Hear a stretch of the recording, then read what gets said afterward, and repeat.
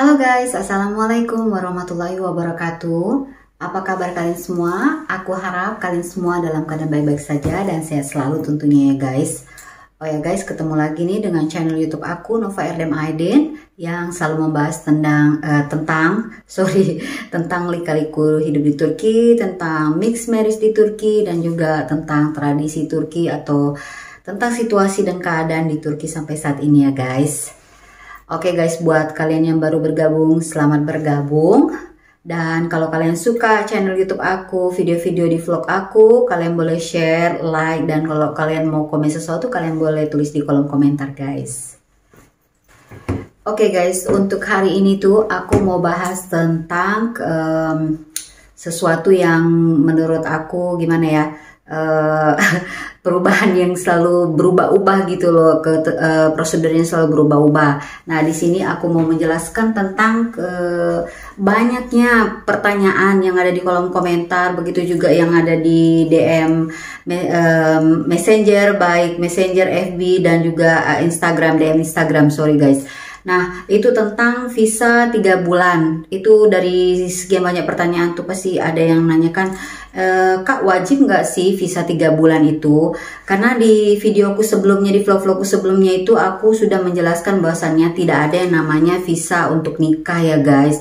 Adanya visa, ya visa pelancong itu visa kunjungan yang 3 bulan, udah kayak gitu visa pelajar sama visa bisnis. Udah gitu visa kerja, itu aja yang adanya ya guys. Tapi kalau visa nikah tuh nggak ada, seperti sebelumnya udah aku jelasin.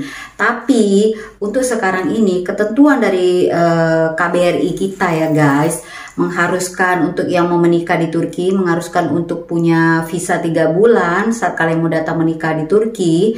Jadi di sini aku mau menjelaskan lagi tentang apa ya, fenomena visa tersebut dan juga ya pro dan kontra dari visa 3 bulan tersebut. Oke guys, yang mana kita udah tahu ya pada umumnya bahwasannya di Turki itu udah free visa ya, otomatis tidak akan menggunakan visa terkecuali kalau kalian ingin menggunakan visa kunjungan kalian lebih daripada 1 bulan.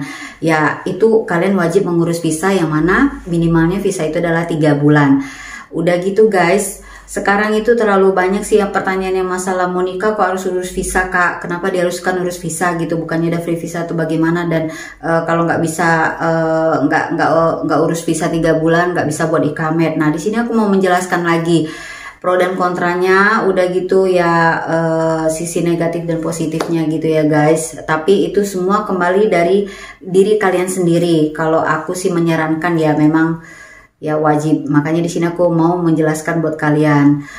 Tidak ada yang namanya kita datang wajib pakai visa, itu nggak ada, karena udah free visa itu satu ya kan guys. Nah kalau kita mau menikah itu ya tentu saja kita mau menyiapkan untuk yang namanya dokumen N1 sampai N5, akte cerai atau N6 untuk akte kematian ya guys. Tapi di beberapa daerah udah sering aku dengar banget, dan udah ada beberapa kasus dari geling-geling yang baru datang menikah, ada yang katanya cuma sampai N4 aja udah nggak masalah kayak gitu. Tapi buat kalian harus di make sure-kan lagi gitu ya, ke pemerintah setempat dan telepon ke KBRI kayak gitu, kedutaan.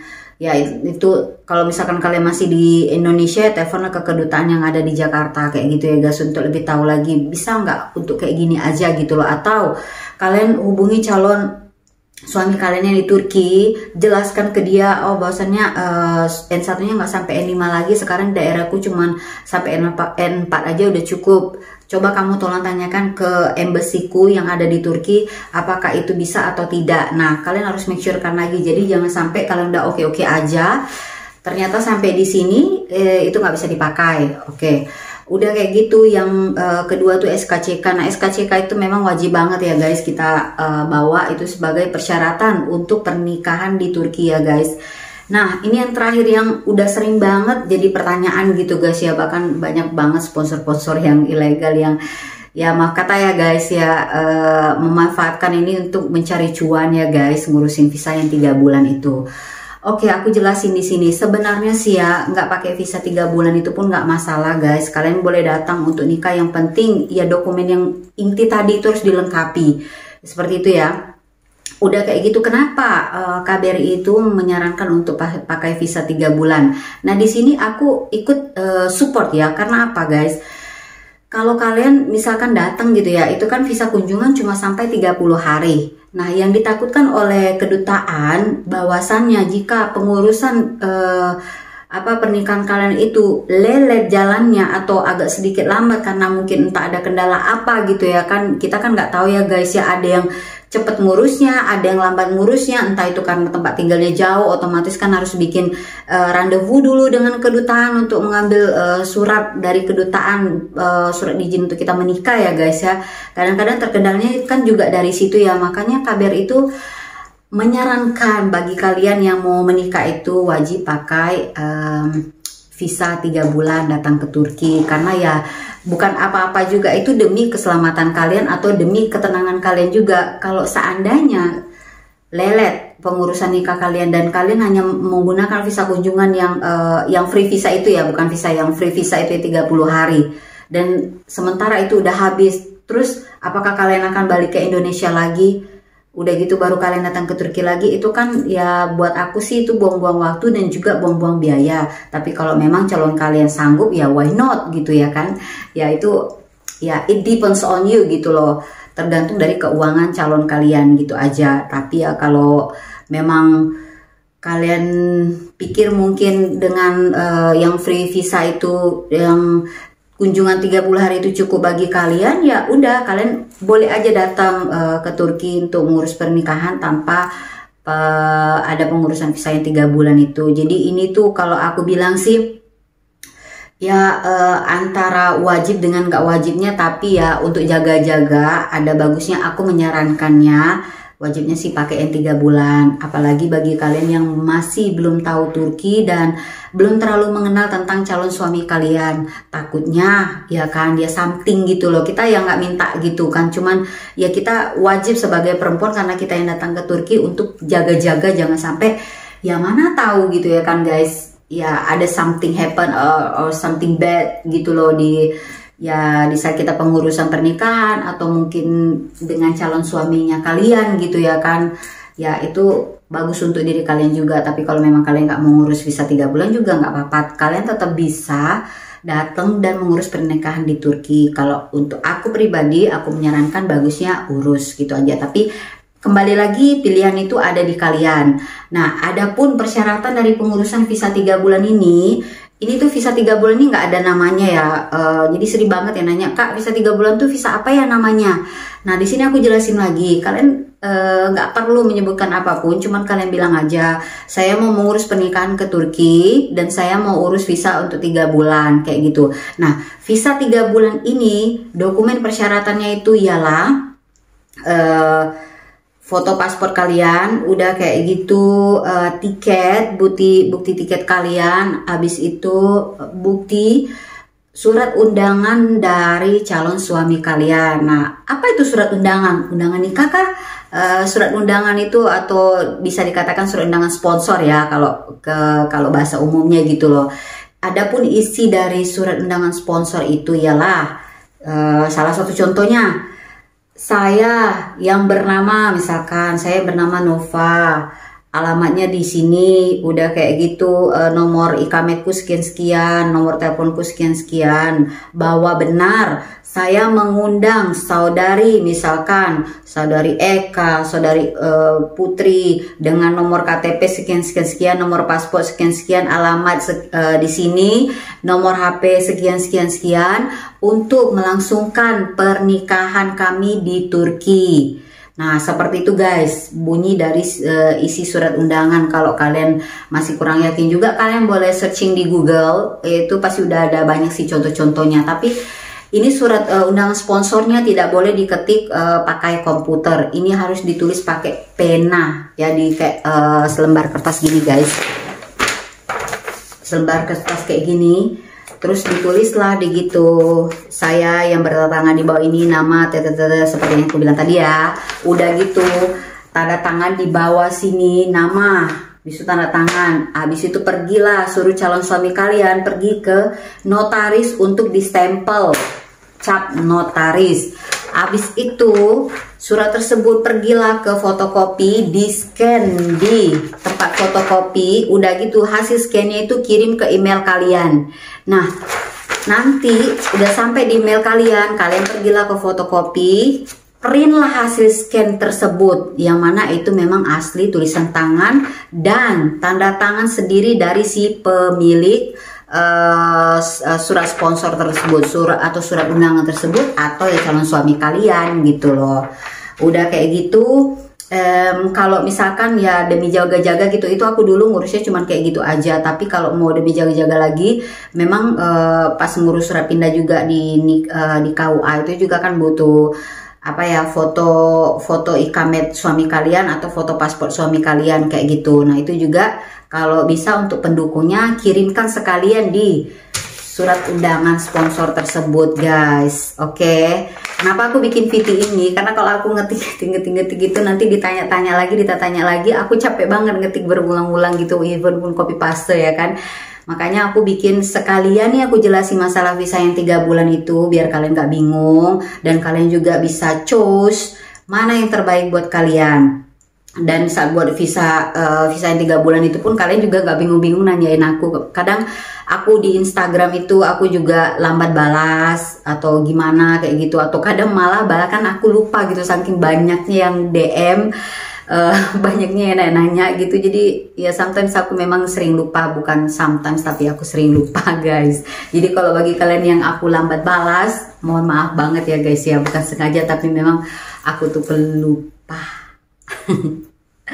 Oke guys, nah inilah penjelasan aku tentang visa 3 bulan tersebut. Ya semoga kalian tuh bisa memaklumi dan juga semoga kalian paham apa maksud dari kedutaan kita yang ya menyertakan persyaratan visa 3 bulan tersebut. Karena memang ya juga itu demi kalian, bukan demi orang kedutaan. Orang kedutaan mah udah di Turki, mereka udah tahu gimana di Turki. Jadi nggak perlu kalian, mereka tuh nggak perlu merasakan khawatir gitu. Yang dikhawatirkan oleh orang kedutaan itu adalah diri kalian. Apalagi bagi kalian yang baru datang ke Turki. Jadi ya wajib banget sih menurut aku, ya wajib gitu. Tapi kalau menurut kalian memang kayak itu terlalu ribet, ya udah nggak usah dibuat, asalkan kalian harus cepet-cepet nyampe di Turki, harus cepet-cepet ngurus pernikahan. Jadi tidak ada yang namanya keterlambatan.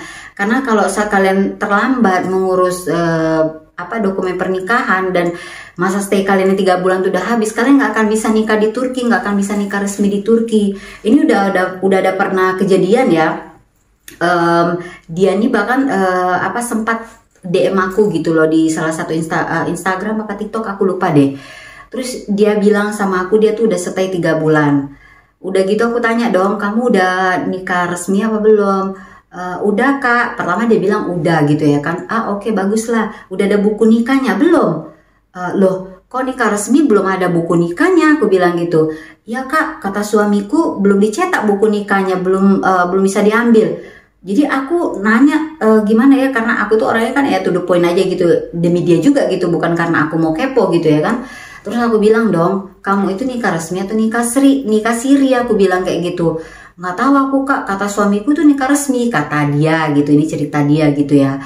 Terus aku bilang ya namanya nikah resmi itu hari itu kamu nikah, hari itu juga kamu dapat buku nikah resminya, sama sih kayak kamu nikah di Indonesia.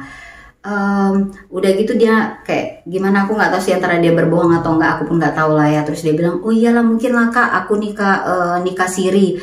Terus aku dikirimin foto dia gitu pakai baju pengantin. Terus aku bilang kamu tuh nikah pakai baju pengantin, kalau nggak ada buku nikahnya sama aja kamu itu bukan nikah resmi, itu baru nikah siri alias nikah imam. Kalau di Turki itu masih belum sah, aku bilang gitu kan. Kamu hanya disahkan secara agama, aku bilang gitu. Tapi kalau secara negara kamu tidak diakui, aku bilang gitu. Kamu nggak tercatat. Udah gitu dia bilang lagi, udah kok kak, kemarin aja waktu aku berobat aja di pasporku, aku kasih pasporku, mereka tahu aku udah nikah. Aduh. Terus aku bilang gini dong, kalau kamu memang udah nikah, kamu itu nggak akan kasih paspor lagi kalau kamu sakit, tapi kamu kasih ikamet. Aku bilang kayak gitu. Tapi di ikamet suamiku udah ini loh kak, udah ada tulisannya menikah. Lah, Jadi aku mikirnya ini orang ngebodohin aku atau gimana gitu ya kan. Aku yang punya, ya bukan sombong gitu ya kan guys, aku yang punya suami aja gitu, Kimleknya suamiku aja nggak ada tulisannya gitu. Cuman kalau kayak di sistem kita cek nomor Kimlek atau nomor IKAME tersebut, itu baru tuh tertera semua data-datanya bahwasanya suamiku sudah menikah, istrinya namanya siapa, tinggalnya di mana. Kok bisa anak ini tahu di Kimleknya ada tulisan udah menikah gitu. Jadi aku bilang, coba Kak, kamu itu jujur, kalau mau curhat sama aku tuh jujur, jangan berbohong. Aku bilang, kamu itu nikah siri kan, aku bilang kayak gitu. Iya sih Kak, dia bilang kayak gitu, mungkin lah aku nikah siri. Udah kayak gitu berbelit, ujung-ujungnya akhirnya dia tanya ke suaminya lagi, aku suruh nanya kan, barulah suaminya ngaku mereka baru nikah siri. Udah gitu, aku bilang, kamu udah stay berapa bulan? 3 bulan. Udah gitu dia tanya lagi ke suaminya, dan dia bilang katanya suaminya ngomong ke dia, tenang aja kita masih bisa kok urus nikah resmi, tanggal 23 ini kita bisa nikah resmi kok. Aku udah nanya ke KBRI. Jadi aku bilang dong sama dia, gimana mungkin kalian bisa nikah resmi di Turki, sedangkan masa stay kamu aja udah overstay, kamu aja nggak ada ikamet, nggak ada visa 3 bulan. Aku bilang kayak gitu. Dia nunjukin cop paspornya kan guys, cop paspornya itu juga udah tertulis cuma 30 hari, jadi dia tuh nggak pakai visa 3 bulan ya kan. Jadi aku bilang, sementara persyaratan kalian untuk menikah itu selain ikamet, yaitu cop paspor yang masih hidup. Gimana kamu bisa nikah resmi kalau misalkan cop paspormu aja udah mati? Aku bilang gitu kan. Udah gitu dia tuh kayak mungkin bucin lah menurut aku, dia kayak ngebelain lakinya gitu ya kan. Terus dia bilang, ini loh Kak, suamiku SMS loh, dia bilang bisa, dia orang Turki. Aku bilang, kamu tuh dibodoh-bodohin sama dia, bukan masalahnya apa dia orang Turki atau bukannya, tapi ini tuh prosedur negara. Aku bilang, dia itu siapa? Dia itu cuma suaminya kamu, yang mungkin dia entah dia nggak paham atau dia pura-pura nggak paham. Tapi yang jelasnya kalau kamu nggak percaya, nih aku tanya nih ke KJRI, terus aku SMS dong orang KJRI ya kan. Dibalas sama orang KJRI, aku screenshot, aku kirim dong ke dia. Di situ baru dia diam, dia bilang, ya udahlah Kak, nanti kami selesaikan lagi nih, kayak ketus sih dia gitu ya ngomongnya. Cuman aku sih orangnya nggak masalah, yang penting aku tuh kayak ngasih tahu yang sebenarnya gitu loh. Dan buat kalian nih pelajaran juga buat kalian gitu loh, apa yang dialami ini pelajaran buat kalian. Jangan terlalu yang kita mencintai laki-laki yang belum kita tahu wataknya, sifatnya, apalagi beda kultur, beda negara lagi gitu loh. Kalau misalkan ya kalian harus cari informasi dong. Gimana sih kalau misalkan free visa itu stay-nya berapa hari, udah kayak gitu. Kalau prosedur nikah itu yang apa aja yang dibutuhkan dokumennya. Jadi jangan mau kalian tuh kayak dibodoh-bodohin hanya karena kalian terlalu mencintai dia, terus kalian iya aja. Itu kalau menurut aku bukan laki-laki yang baik, karena kalau laki-laki yang baik tidak akan mengilegalkan status kalian tinggal di negara orang, apalagi ini bukan negara kalian ya kan. Ini negara calon suami kalian ya, negara orang lain lah bagi kita ya kan. Nah kalau dia aja bisa mengilegalkan kalian, apakah itu yang disebut dengan laki-laki yang baik? Kalau menurut aku, no, it's not a good man. Kalau menurut aku, tapi aku nggak tahu lah ya bagi orang yang bucin-bucin di luar sana ya kan. Ya whatever lah, yang jelasnya kalau bagi aku kelegalitasan itu penting guys, apalagi aku bukan orang Turki. Jadi ya aku wajib banget cari laki-laki yang memang bertanggung jawab atas diri aku dan bertanggung jawab atas kelegalan aku gitu loh di negara suamiku. Jadi kalau misalkan kayak ya kejadian seperti dia itu udah jelas dibohongin, udah jelas dia overstay, ilegal, terus masih dibilang lagi dijanjikan tenang aja masih bisa. Udah gitu yang lucunya lagi, dia itu stay-nya di luar Ankara. Ya masih kalau dia ngurus pernikahan ya di KBRI Ankara lah gitu ya, jelasnya di luar Istanbul. Terus lakinya bilang dia akan menikah resmi di Istanbul. Ya nggak mungkin lah kayak gitu, sedangkan ikamet lakinya itu bukan ikamet Istanbul. Sementara kalau kita mau nikah sama juga kayak di Indonesia, contoh gitu ya kan. Kayak aku tuh orang Tanjung Pinang, aku nikah di Jakarta, otomatis kan aku harus ngurus surat pindah dulu baru aku bisa nikah di Jakarta. Habis itu aku ganti KTP ku. Sementara suami dia tuh ya anggaplah kami itu KTP sama sih. KTP dia bukan KTP Istanbul dan dia juga nggak stay di Istanbul gitu. Dia cuma datang kerja di Istanbul, itu pulang lagi gitu. Aku bilang ya ampun, dari situ aja udah kelihatan banget gitu bohongnya. Kok ini orang percaya aja. Dan aku tuh ngomong, apa ya, aku tuh ngomong ke dia tuh jadi kayak berantem gitu loh. Sampai dia bilang, Kak, kok kakak nggak percaya suamiku gitu.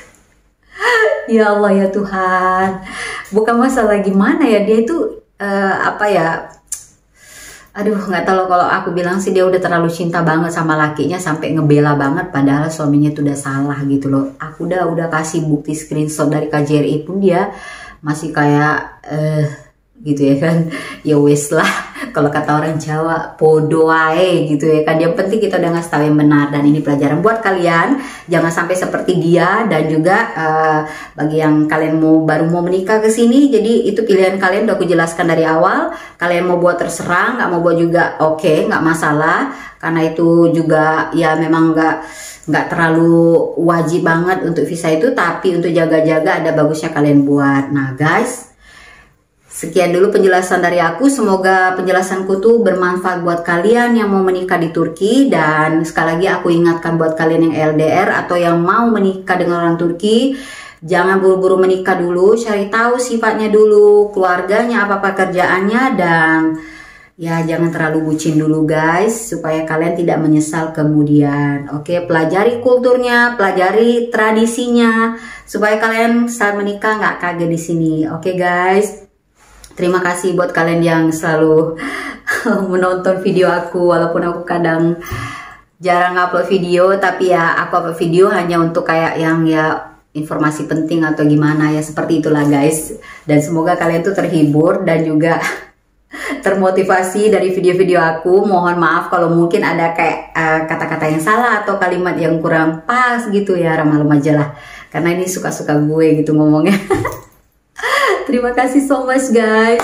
Terima kasih untuk kalian yang selalu support channel YouTube aku, dan semoga aku doakan semoga kita selalu sehat dan banyak rezekinya, dan semoga buat kalian yang mau menikah di Turki lancar sampai hari H. Oke guys, terima kasih. Assalamualaikum warahmatullahi wabarakatuh. See you on the next video.